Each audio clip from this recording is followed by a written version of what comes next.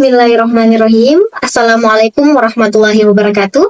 Perkenalkan, saya Nurwisma, SPDI MPD, dosen tetap di Universitas Sriwijaya, Program Studi Bimbingan dan Konseling Fakultas Keguruan dan Ilmu Pendidikan.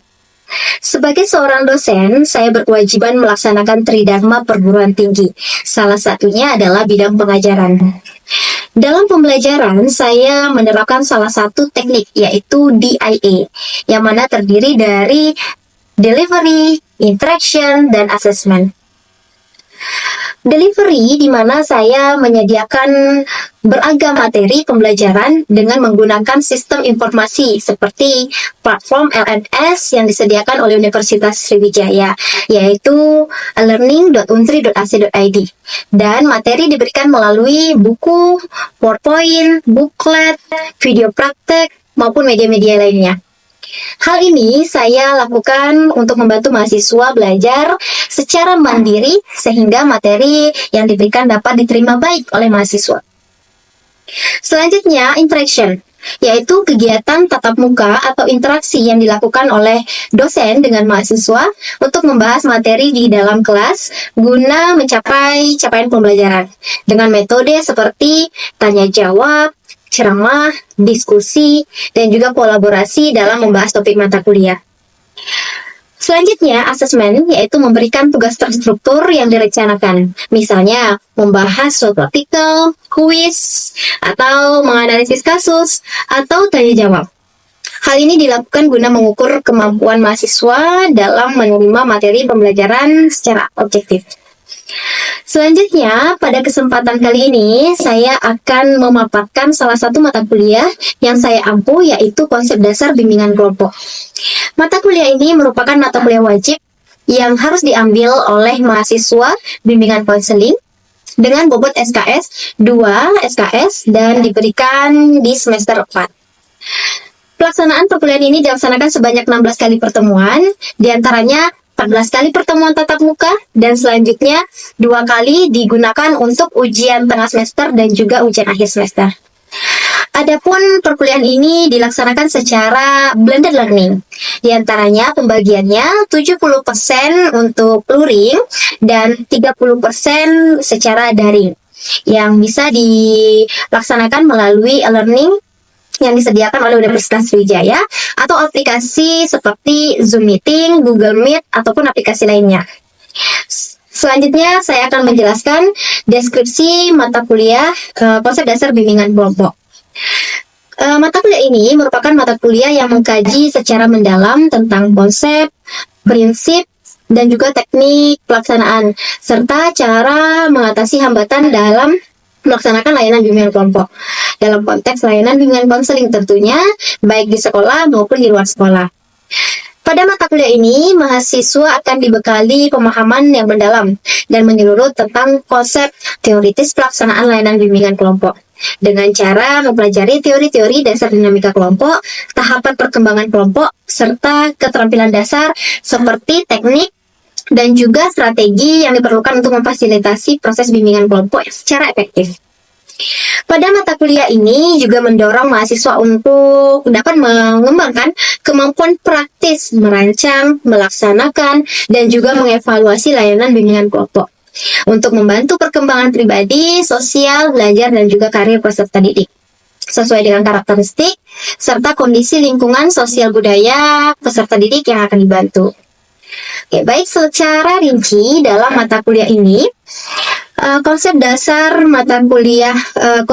bimbingan kelompok ini diharapkan mahasiswa mampu memahami konsep layanan bimbingan kelompok dalam bimbingan konseling. Yang kedua, menguasai keterampilan setiap tahapan layanan bimbingan kelompok dalam rangka menyelenggarakan setiap tahapan layanan bimbingan kelompok dalam rangka penyelenggaraan pelayanan bimbingan konseling, baik di sekolah maupun di luar sekolah. Selanjutnya, mampu merancang layanan bimbingan kelompok dengan berbagai metode sesuai topik yang dibahas. Dan yang terakhir, mahasiswa mampu menentukan topik dalam layanan bimbingan kelompok sesuai dengan perkembangan pribadi, sosial, belajar, dan juga karir peserta didik. Baik, untuk materi yang akan dibahas pada mata kuliah ini antara lain yang pertama, konsep tentang kelompok dalam kehidupan manusia. Yang kedua, konsep dasar bimbingan kelompok, perbedaan layanan bimbingan kelompok dengan konseling kelompok. Dan yang ketiga, asas-asas bimbingan kelompok dan juga hal umum yang terkait tentang bimbingan kelompok. Selanjutnya, pertemuan 4 komponen inti dalam pelaksanaan bimbingan kelompok, diantaranya pemimpin dan juga anggota kelompok.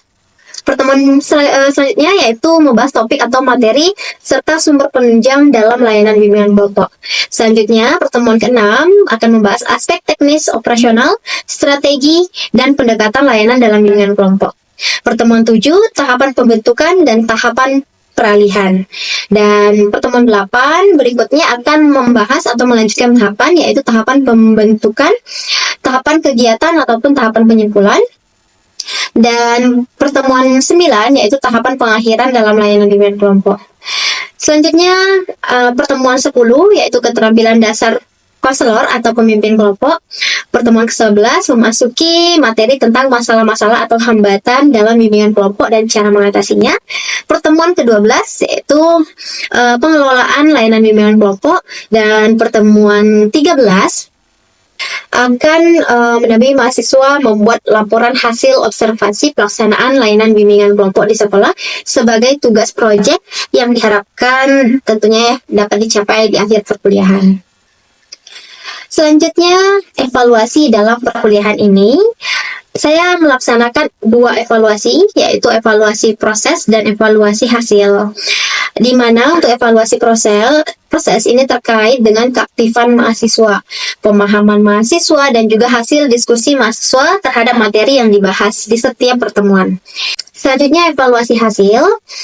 Di evaluasi hasil akan dinilai melalui ujian tengah semester dan juga ujian akhir semester, serta hasil proyek laporan yang dihasilkan oleh mahasiswa.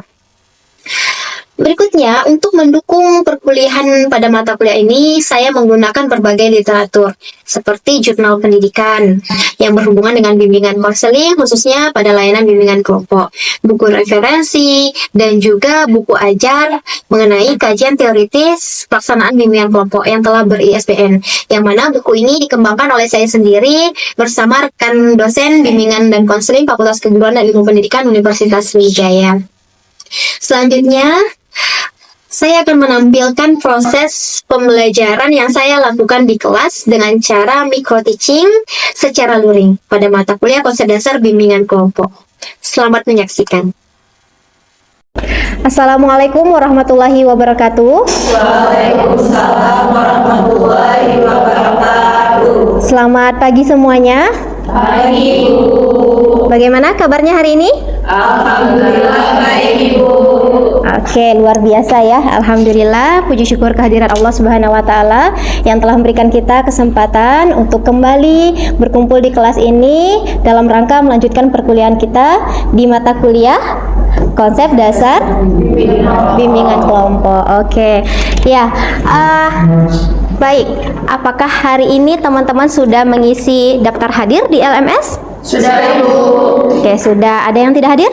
Hadir semua, Bu. Oke, hadir semua. Coba kita totalnya Ibu lihat dulu ya.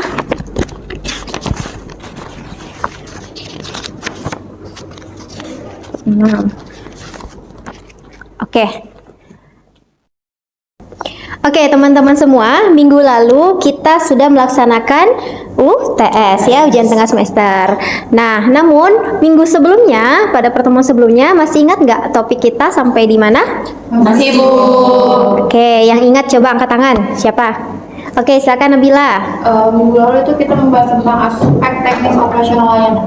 Oke, aspek teknis operasional layanan yang kita khususkan pada layanan bimbingan kelompok. Oke, coba satu orang lagi. Siapa yang ingat apa isi dari aspek teknis operasional itu? Oke, silakan. Fitria. Tentang layanan bimbingan kelompok itu merupakan suatu rangkaian tanpa kegiatan yang harus dilaksanakan oleh konselor dalam rangka pelaksanaan layanan bimbingan kelompok. Nah, di antaranya itu ada pembentukan kelompok, jarak dan posisi duduk, besaran peserta kelompok, variasi peserta dan penggunaan pemilihan bahasa, alokasi waktu, dan mitra kegiatan. Oke, good ya. Bagus, beri tepuk tangan dulu. Oke ya, jadi catatannya masih lengkap walaupun kita sudah melaksanakan ujian tengah semester kemarin ya. Nah, untuk minggu ini, pada pertemuan ini kita sudah memasuki tahapan-tahapan bimbingan kelompok ya. Jadi kita sudah masuk ke materi inti kita. Kita sudah masuk ke praktis dalam bimbingan kelompok. Oke ya, jadi sebelumnya Ibu akan menyampaikan tujuan dalam pembelajaran kita hari ini.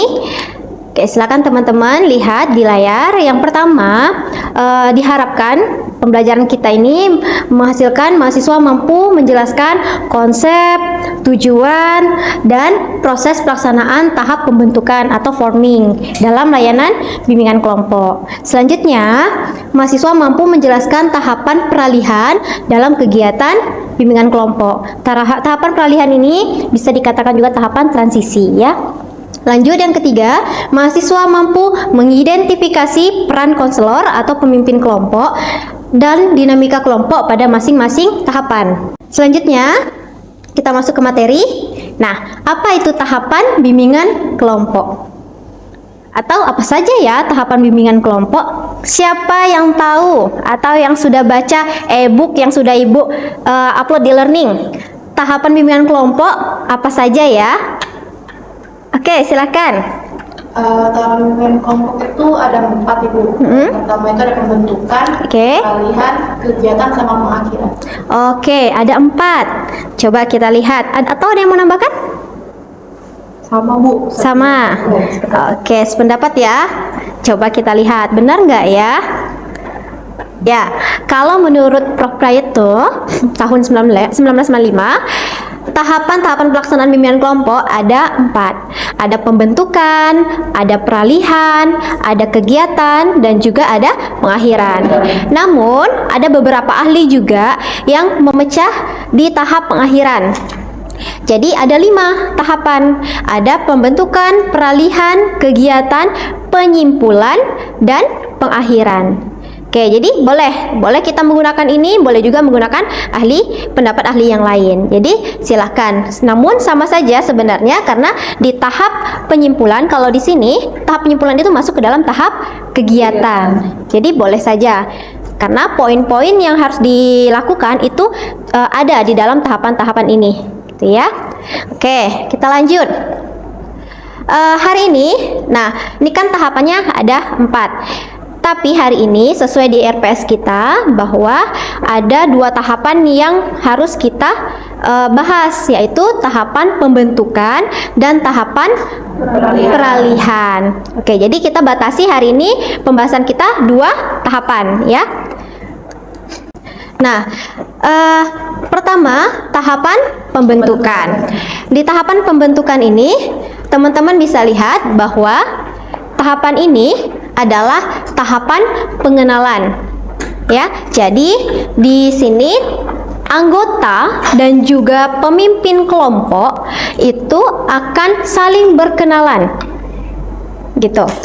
Dan kenapa saling berkenalan? Agar bisa saling melibatkan diri gitu ya.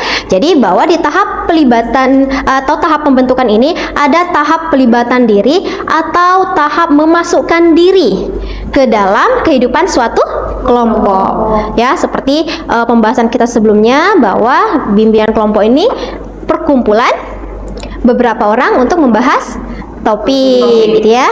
Oke, nih pada tahap ini pada umumnya para anggota saling memperkenalkan diri seperti yang Ibu sampaikan tadi ya. Jadi mengungkapkan juga tujuan ataupun harapan yang ingin dicapai serta yang akan dibahas untuk di dalam suatu kelompok tersebut. Oke, lanjut. Oke, nih apa saja ya yang harus dilakukan? Kita lanjut saja. Nah, ada beberapa yang perlu kita lakukan di dalam tahapan pembentukan. Pertama, kita sebagai pemimpin kelompok atau calon-calon konselor ya. Oke, yang pertama yang harus dilakukan adalah Mengucapkan salam. Oke, mengucapkan salam. Nah, contohnya apa? Selamat pagi. Oke, assalamualaikum. Terus selamat pagi, selamat siang, gitu ya. Terus lanjut yang kedua, ucapkan apresiasi. Contohnya apa? Terima kasih sudah menyempatkan ikut kegiatan bimbingan kelompok. Oke, terima kasih sudah hadir. Terima kasih sudah menyempatkan untuk mengikuti kegiatan bimbingan kelompok. Oke, lanjut. Yang ketiga, apa? Berdoa. Nah, kenapa kita harus berdoa terlebih dahulu? Agar apa? agar kegiatan bimbingan dan kelompok lancar, Bu. Oke, agar lancar ya, agar terlaksana seperti yang kita inginkan, yang kita harapkan. Betul. Lanjut, yang keempat. Perkenalan diri. Nah, perkenalan diri. Kalau kita mau akrab, nah seperti yang tadi ya, tahap pembentukan adalah tahap pengenalan diri, tahap pelibatan diri. Nah, kalau bahasa pepatah, tak kenal maka tak aruf. Tak sayang gitu ya. Jadi butuh perkenalan diri. Nah, di perkenalan diri ini banyak sekali ragam caranya. Jadi boleh kita memperkenalkan diri sebagai pemimpin kelompok dulu, baru nanti anggota kelompok saling memperkenalkan diri, gitu ya, menyebut nama mungkin ya. Nah, kalau seandainya, ini Bu kasih contoh, kalau seandainya dalam suatu kelompok anggotanya itu sudah saling kenal, perlu nggak kira-kira kita perkenalan diri? Tak perlu. Tetap perlu. Kenapa? Karena sebagai bagian dari tahapan perkenalan diri di awal, Bu. Oke, biar lebih kenal, mengakrabkan diri. Nah, namun apakah cukup dengan nama saja? Padahal kan kita sudah saling kenal nih, gitu. Enggak, apa kira-kira? Mungkin bisa ditambah kelas atau mungkin hobi. Bisa. Oke, hobi, biar perkenalan dirinya lebih mendalam gitu ya. Contohnya, Agis, perkenalkan namanya coba dengan hobinya. Baik, hai teman-teman, perkenalkan nama saya Agis Marcella. Hobi saya mendengarkan musik. Oke, mendengarkan musik. Lanjut. Halo teman-teman, perkenalkan nama saya Siti Nurhalida, bisa dipanggil Zaza. Hobi saya itu masak. Masak. Oke, lanjut. Hai teman-teman, perkenalkan nama saya Kathleen Patricia, hobi saya masak. Oke, masak juga. Lanjut. Halo teman-teman, perkenalkan nama saya Cynthia Anggraini, biasa dipanggil Tia. Hobi saya menari. Oke, menari. Nah, sebelum perkenalan tahu nggak hobi temannya sebelumnya? Enggak. Nah, itu ya. Jadi contoh bagaimana perkenalan diri dalam bimbingan kelompok. Nah, agar lebih menarik, bisa saja kita selingi dengan sebuah permainan mungkin, atau teknik-teknik yang membuat perkenalan diri itu lebih menarik. Contohnya, perkenalan dirinya merangkai nama, itu ya. Misalnya dari Agis tadi dirangkai namanya, misalnya nama saya Agis, terus Zaza memperkenalkan teman saya namanya Agis, saya Zaza. Lanjut, Kathleen menyampaikan juga nama teman saya yang di sebelah sana Agis, sebelah sini Zaza, dan saya Kathleen, seperti itu. Jadi kita rangkai nama atau dengan hobinya juga boleh gitu, biar lebih hafal, lebih paham dari masing-masing anggota di dalam kelompok gitu ya. Jadi nanti mungkin tugas pemimpin kelompoknya yang lebih berat untuk menghafal semua anggota kelompok gitu, agar itu lebih akrab gitu ya. Lanjut, nomor 5. Tujuan dan harapan. Oke, tujuan dan harapan. Nah, seperti yang kita bahas tadi di awal, bahwa di dalam bimbingan kelompok itu kita mau membahas sebuah topik. Nah, sehingga di dalam tahap pembentukan kita harus menyamakan tujuan kita dan harus menyamakan harapan kita di dalam proses bimbingan kelompok yang akan dilakukan gitu ya. Lanjut. Bisa dipahami yang ini? Bisa. Oke. Nah, itu tadi hal yang harus dilakukan. Sekarang sebagai pemimpin kelompok ada poin yang harus kita sampaikan ya. Yang pertama, nah, kita harus menyampaikan poin-poin ini agar anggota bimbingan kelompok yang tadi yang hadir itu memahami apa sih sebenarnya yang mau dilakukan, tujuannya apa berkumpul di sini gitu ya. Kayak yang pertama, pengertian bimbingan kelompok. Ini rasanya sudah pernah dibahas di materi pertemuan kedua ya. Oke, masih ingat nggak? Sebagai calon-calon pemimpin kelompok ini masih diingat? Masih. Oke, kalau masih, coba pengertian bimbingan kelompok. Siapa yang mau memberikan pemahamannya? Oke, silakan Devani. Jadi, bimbingan kelompok adalah bantuan kepada kelompok kecil yang terdiri atas 2-10 peserta didik atau lebih agar mereka mampu melakukan pencegahan masalah, pemeliharaan nilai, dan pengembangan keterampilan hidup yang membutuhkan. Oke, good. Bagus ya, tepuk tangan dulu. Oke, bagus ya, masih ingat ya, padahal ini pertemuan 2 yang lalu gitu ya, masih diingat. Oke, luar biasa, catatannya masih lengkap. Oke, lanjut. Nomor 2 adalah tujuan bimbingan kelompok. Siapa yang mau memberikan pendapatnya? Apa tujuan bimbingan kelompok? Oke, silakan Agis. Baik, tujuan bimbingan kelompok itu adalah untuk membantu individu berkembang secara optimal melalui interaksi kelompok yang terarah dan terencana. Oke, luar biasa ya. Benar sekali, tujuannya seperti yang sudah kita bahas tadi di awal pertemuan, bahwa kita harus menyamakan tujuan dan peserta didik harus tahu tujuan bimbingan kelompok. Oke, sebelum ke azas bimbingan kelompok, Ibu mau menanyakan azas bimbingan konseling dulu. Secara umum ada berapa? 12. Oke, yang ingat ya, 12. Siapa yang mau menyebutkan ke-12 itu? Oke, silakan sayang. Yang pertama itu ada asas kerahasiaan, Oke. Pengenalan, selanjutnya ada keterbukaan, lalu asas kegiatan, ada yang kelima ada asas kemandirian, yang keenam ada kekinian, yang ketujuh ada asas kedinamikan, yang kedelapan ada asas keterpaduan, yang kesembilan ada asas kenormatifan, yang kesepuluh ada asas keahlian, yang ke-11 ada asas alih tangan, dan yang terakhir itu ada asas kebudayaan daerah. Oke, lengkap ya azas-azasnya. Secara umum dalam pelaksanaan layanan bimbingan konseling ada 12 azas yang memang harus kita kita pahami dan juga kita laksanakan. Oke, ada yang mau ditanyakan? Oke, silakan sayang Lisa. izin bertanya Bu, jadi kita mau tanya dari tahapan-tahapan tadi itu tuh harus berurutan atau enggak sih Bu? Oke, pertanyaan yang bagus ya. Luar biasa bahwa poin-poin tadi ada beberapa yang harus disampaikan dan harus dilakukan. Apakah poin-poin itu harus berurutan? Nah, pertanyaannya tidak harus berurutan gitu.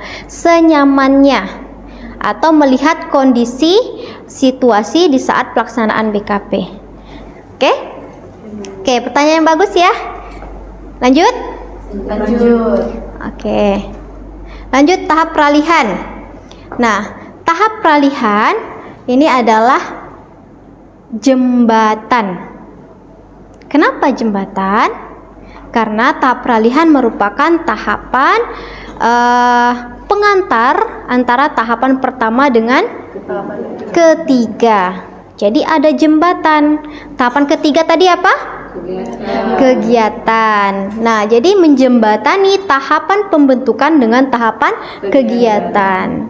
Nah, di peralihan ini walaupun hanya satu jembatan gitu ya, tapi kalau jembatan ini kira-kira rubuh, bisa nggak kita lanjut ke tahap kegiatan?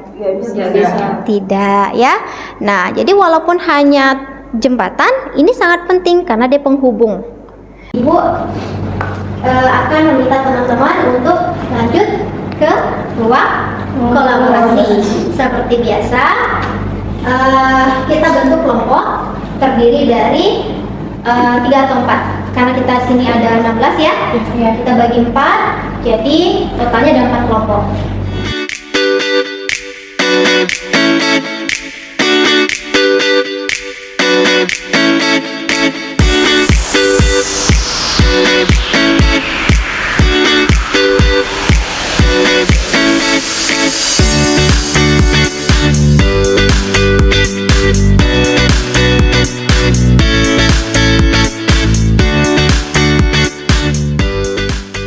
Silakan nanti teman-teman mengirim perwakilan untuk maju ke depan menjabarkan hasil analisisnya. Oke, siapa yang mau maju dulu secara sukarela? Oke, kelompok 1, silakan. Siapa perwakilannya? Fitria, silakan Fitria. Yang lain tolong disimak ya. Jadi contohnya seperti setiap anggota diminta menyebutkan nama.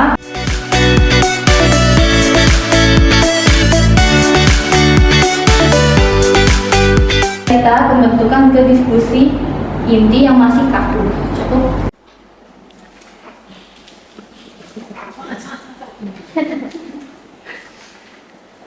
Oke, baik. Saya Safira, perwakilan dari kelompok 3 akan memaparkan hasil dari diskusi tadi.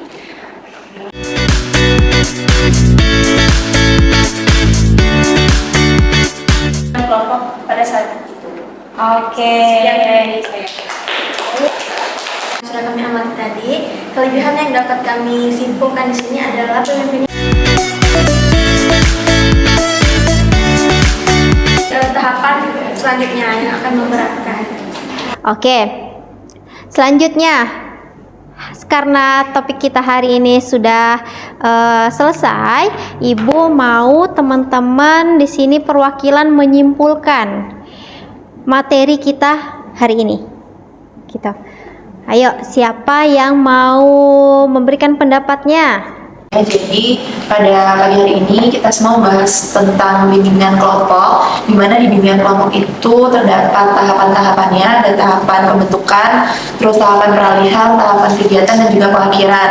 Nah di sini kita membahas terkait tahapan pembentukan dan tahapan peralihan, di mana tahapan pembentukan itu bisa diisi dengan salam, terus diisi dengan perkenalan, kemudian membentuk dinamika kelompok. Kemudian jika di tahap peralihan itu tentunya pemimpin kelompok itu harus bisa memahami dan juga harus bisa memberikan sebelumnya kayak pengertian bimbingan kelompok, tujuan, kemudian juga menyebutkan asas-asas, namun bisa dengan tidak terlalu formal, jadi santai saja dan juga tetap membuat interaksi antara pemimpin kelompok dan juga anggota kelompok. Terus juga harus memastikan bahwa di tahap peralihan memang secara sukarela dan memang anggota kelompok sudah siap untuk mengikuti kegiatan kelompok, kegiatan bimbingan kelompok. Dan satu lagi, ada tugas, ya, ada tugas yang perlu teman-teman kerjakan. Nanti setelah demonstrasi tadi, diinstruksi di dalam buku bimbingan kelompoknya, dilihat di situ ada koneksi antar materi. Jadi ada kesimpulan ataupun ada resume yang harus teman-teman kerjakan dan juga koneksi antar materi. Silakan dibaca nanti instruksinya. Jika ada yang tidak dipahami nanti ditanyakan ke Ibu, boleh melalui grup ya, atau melalui PJ. Gitu ya, penanggung jawab. Silakan nanti disampaikan instruksinya di dalam buku itu dan tugasnya dikumpul di learning. Oke, roomnya sudah Ibu siapkan, nanti tinggal teman-teman upload. Oke, cukup?